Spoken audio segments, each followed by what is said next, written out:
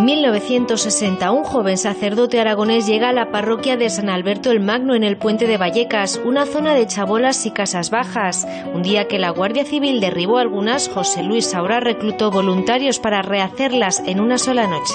Con uralitas todas alrededor y otras pocas arriba para techarlo. Que a la mañana siguiente se personó otra vez la Guardia Civil y cuando vieron las chabolas aquellas levantadas, y dijeron, bueno, ¿qué pasa? No, pues vamos a tirarlas. Avisaron otra vez a don José Luis, se puso debajo de la chabola, dentro de la chabola, y dijo, bueno, si queréis tirarlas, pero conmigo dentro. Por eso le llamaron el cura de los sin techo. También nos habló de dignidad y de cómo cada uno teníamos que hacer las cosas por nosotros mismos. Así que Saura puso en marcha la cooperativa de Nuestra Señora del Cerro para construir casi 1.200 pisos para los vecinos del barrio, que dicen les ayudó en todo. Mi hermana se puso de parto, fuimos a la casa de la madre y no la admitieron.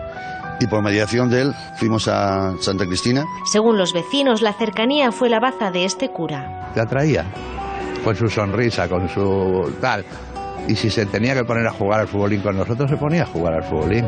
Saura también impulsó la construcción de un colegio, una guardería, una residencia de ancianos y una nueva parroquia. Todo gira en torno a la plaza que hoy lleva su nombre.